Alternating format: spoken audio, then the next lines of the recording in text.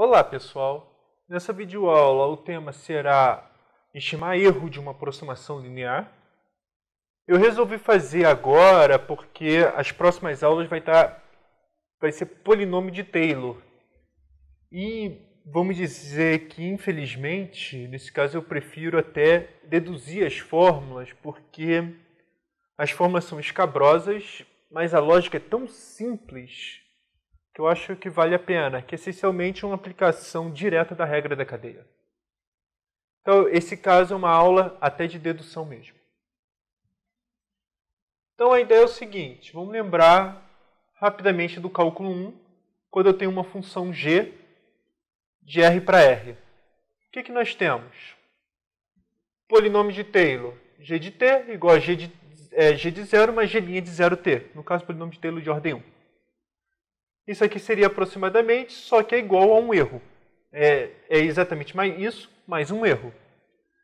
E nós temos um teorema de estimativa de restos de Lagrange que diz que, com certeza, existe um C pertencente a 0t. No caso aqui eu estou supondo t maior que 0. Se t fosse menor que 0, tem que ajeitar um pouquinho aqui. Tal que o erro de t é exatamente g' de c sobre 2 vezes t ao quadrado. Muitas vezes você vai ver em livros 2 sobre fatorial para poder estender a fórmula. Em particular, o que vai nos interessar nesse caso é t igual a 1, que nós temos g de 1 igual a g de 0 mais g' de 0 mais g' de c sobre 2, onde c é um número que eu não sei quem é, não faço a mínima ideia, mas a única coisa que eu sei é que o c está entre 0 e 1. Ou seja, temos uma estimativa para o erro, em algum sentido. A questão é que esse pensamento aqui se estende tranquilamente para o cálculo 2 se a gente pensar correto, ou seja, pegar a função restringindo uma reta. Então, o que a gente vai fazer? Estamos com uma função de R2 por GAs. Eu vou pedir de classe C2, porque é só olhar, precisei derivar 2 vezes. Então aqui, para eu usar o resto de Lagrange, eu preciso de classe C2. Mas f de classe C2 e eu quero, por algum motivo, estimar quanto vale f de x0 mais h e y0 mais k. Tá? Então, geometricamente, o que a gente vai fazer? Vou pegar o x0, y0, vou pegar o x0 mais h e y0 mais k, e vou pegar esse segmento de reta aqui. E vou trabalhar com f restrito a esse segmento de reta. Mas trabalhar com f restrito ao segmento de reta é a mesma coisa que considerar essa função para poder derivar. Então, por exemplo, g de 0 é exatamente igual a f de x0 e y0. g de 1 é exatamente igual a f de x0 mais h e y0 mais k. g de meio é exatamente o f na metade desse segmento. Ou seja, x0 mais h sobre 2 e y0 mais k sobre 2. Então, para qualquer valor t que eu trabalhar entre 0 e 1, é algum ponto que vai ser desse segmento de reta. E o que a gente vai fazer agora é derivar. G' de t, regra da cadeia, derivada do primeiro vezes o que está dentro, então h, mais derivada em relação a y vezes o que está dentro, dy dt, vezes k. E a mesma coisa com a segunda derivada, só que as contas pioram. Derivada disso em relação a x, tem um h aqui para botar em evidência, vezes h, mais a derivada disso em relação a y, del ao quadrado f del y del x, vezes hk. A mesma coisa aqui com a derivada em relação a x, só que temos o teorema de Schwartz, que a gente pode misturar, então 2 vezes. E a mesma coisa com o del ao quadrado f del y ao quadrado de x0 mais th, etc. Então, olha, essencialmente virou uma conta.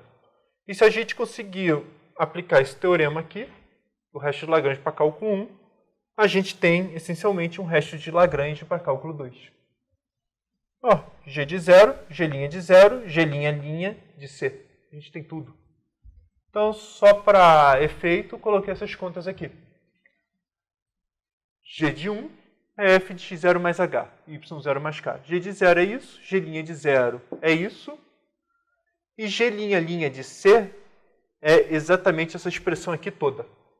Só substituir o t por c. E o que nós temos é essa fórmula aqui, que a gente viu lá no cálculo 1. G de 1 igual a G de 0 mais G' de 0 mais G' de C sobre 2. Onde C é um número de 0 a 1 que eu não faço a mínima ideia quem é.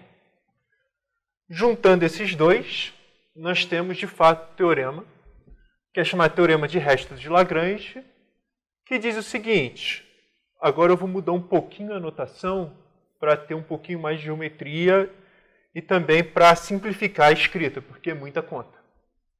É o seguinte: pego uma função de classe C2, um P0, vou chamar de x0, y0, e um P1 vai ser exatamente x0 mais h, y0 mais k.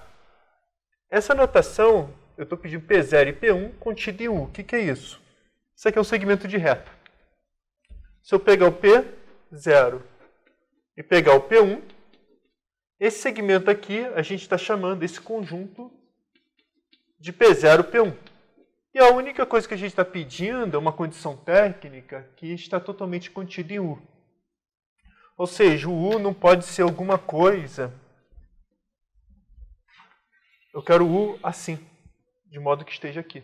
Eu não vou aceitar que o U seja uma coisa assim, de modo que uma parte do segmento esteja fora.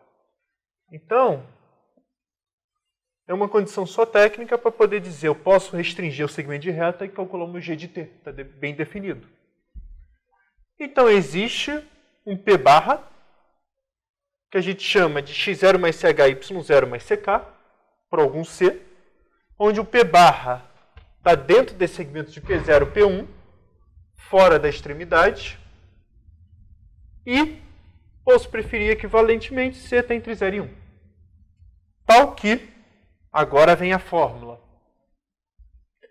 F de P1 é igual a F de P0, mais produto interno do gradiente de F de P0 com HK, isso aqui já foi feito, mas é exatamente essa expressão aqui.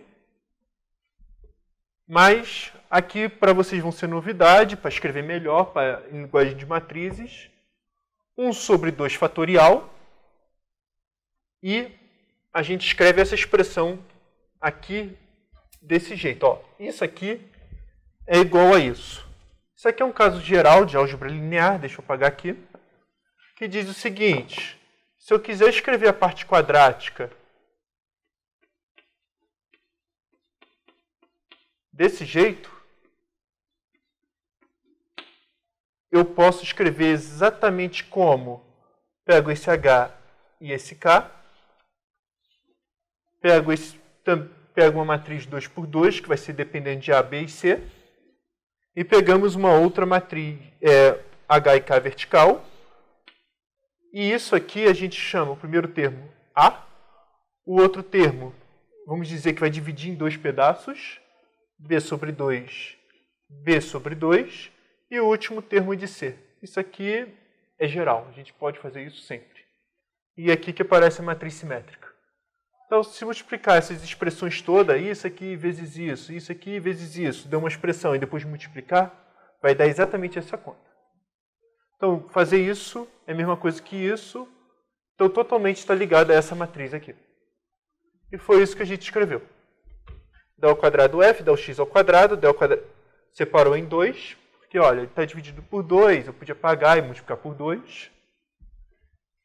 E o H e K, H e K. E é isso que eu queria passar para vocês, essa fórmula. Então é isso, gente. Eu espero que tenham gostado dessa videoaula. Até a próxima. Não esqueça de curtir ou comentar para me dar um feedback.